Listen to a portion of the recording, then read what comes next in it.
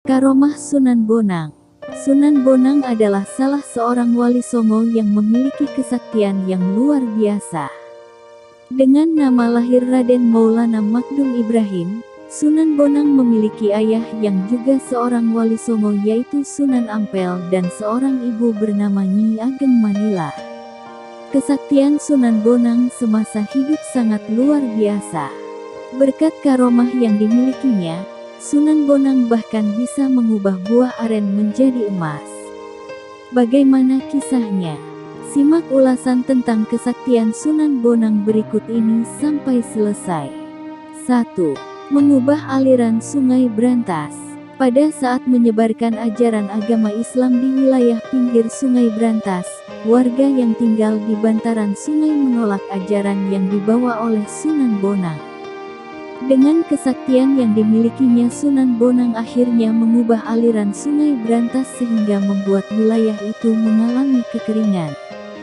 Melihat kesaktian itu, warga pun sadar dan mengakui ajaran Islam yang dibawa oleh Sunan Bonang. Sunan Bonang pun kembali mengubah aliran Sungai Brantas kembali ke aliran semula. 2. Mengubah buah aren jadi emas. Cerita ini berawal ketika pada suatu hari, Sunan Bonang dan rombongan sedang melintasi hutan Jatisari. Sunan Bonang dihadang oleh sekelompok penjahat yang dipimpin oleh Lokajaya. Mereka ingin merebut tingkat Sunan Bonang yang terbuat dari lapisan emas, akan tetapi usaha Lokajaya gagal. Dengan kesaktiannya, Sunan Bonang lalu mengubah tanaman aren yang ada di dekat mereka menjadi emas. Lokajaya kaget dan tidak percaya dengan apa yang dilihatnya. Lokajaya akhirnya menyerah dan memilih untuk berguru kepada Sunan Bonang dan menjadi pengikutnya yang setia. 3. Mengubah anak ayam jadi ayam jago. Kesaktian luar biasa Sunan Bonang selanjutnya yaitu mengubah anak ayam menjadi sokora ayam jago. Ini setelah Sunan Bonang mendapatkan tantangan beradu ayam dari Ajar Blacak Milo. Dalam pertarungan ini, Sunan Bonang malah memilih anak ayam untuk diadu dengan ayam jago Ajar Blacak Milo. Ayam Sunan Bonang semakin tumbuh menjadi besar setiap kali dia tiup, sehingga menjadi ayam jago super tangguh yang siap untuk diadu. Alhasil ayam jago milik Ajar Blacak Milo pun keok. Melihat sesuatu yang di luar nalar tersebut, membuat Ajar Blacak Milo memutuskan untuk menjadi pengikut setia Sunan Bonang. 4. Pukulan tongkatnya bikin sumur air tawar di tepi laut. Konon sebagaimana dikisahkan dalam buku Sunan Bonang Wali Keramat, Karomah, Kesaktian, dan Ajaran Hidup Sang Waliullah, karya Asti Musman, ada seorang pendeta Brahmana asal India yang hendak menemui Sunan Bonang. Pendeta tersebut bermaksud hendak mengadu ilmu dan kesaktiannya. Namun nahas sebelum mencapai Tuban dan menemui Sunan Bonang, kapal yang dinaikinya karam dan bukunya raib terbawa arus ombak laut. Ia pun terdampar hingga akhirnya bertemu seorang pemuda yang diketahui Sunan Bonang, tapi ia sendiri tak tahu itu adalah Sunan Bonang.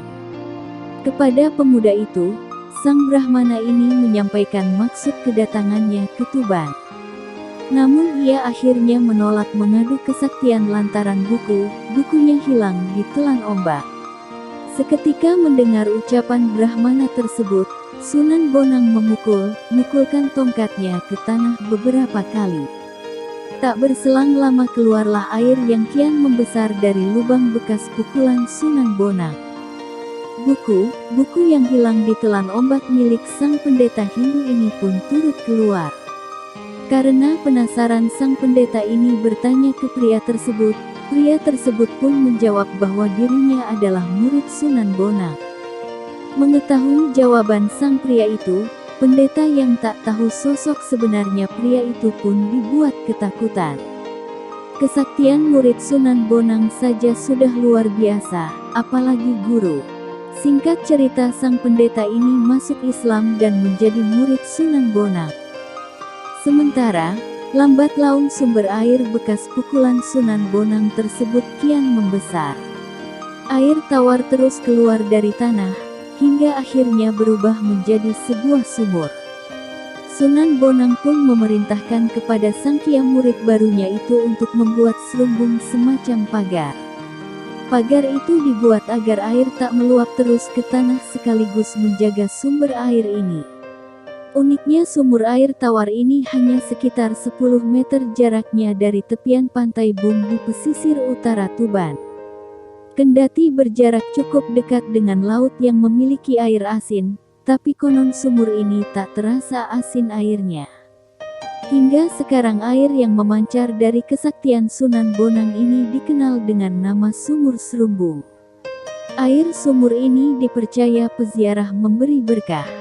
Tapi sayang sumur yang dulu keberadaannya di daratan di tepi pantai, saat ini berada di tengah lautan akibat ratusan tahun terkikis air laut. 5. Mengubah tasbih menjadi pohon pisang. Menurut buku Islam Pesisir, Sunan Bonang mendirikan pesantren dan masjid di Tuban, Jawa Timur. Pada saat itu Sunan Bonang sedang beribadah, berzikir dengan khusyuk di beranda masjid.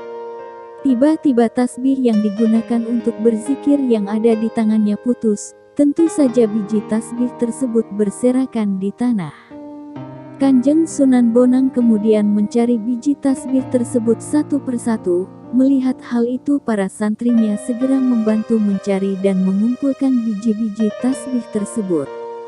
Setelah terkumpul biji tasbih tersebut diuntai kembali, namun ternyata biji tasbih yang awalnya berjumlah 100 biji tinggal 99 biji saja, artinya ada satu biji yang hilang. Setelah lama dicari ternyata belum juga ditemukan.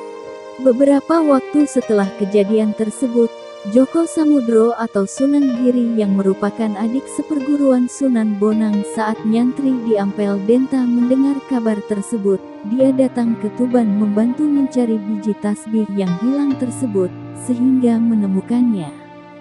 Biji tasbih tersebut diserahkannya kepada Sunan Bonang, namun Sunan Bonang berkata, biarlah yang satu itu ditanam saja, insya Allah bisa untuk menghidupkan anak cucu kelak di sini. Ucapan dari Sunan Bonang ini menjadi doa yang mustajab. Setelah biji tasbih tersebut ditanam di halaman masjid, esoknya tumbuh pohon pisang yang aneh. Pisang tersebut bernama pisang klutuk yang hanya menghasilkan buah pisang dengan biji besar. Anehnya pohon pisang ini hanya bisa dibudidayakan di halaman masjid. Selain itu pohon pisang ini tumbuh dengan cara menanam bijinya, sedangkan pisang pada umumnya ditanam dengan tunasnya. Pada akhirnya biji pisang ini menjadi kerajinan masyarakat Tuban, Jawa Timur. Sepanjang hidupnya Sunan Bonang mengajak orang berbuat baik dan berusaha mendekatkan diri kepada Allah SWT, termasuk kebiasaannya berzikir dengan menggunakan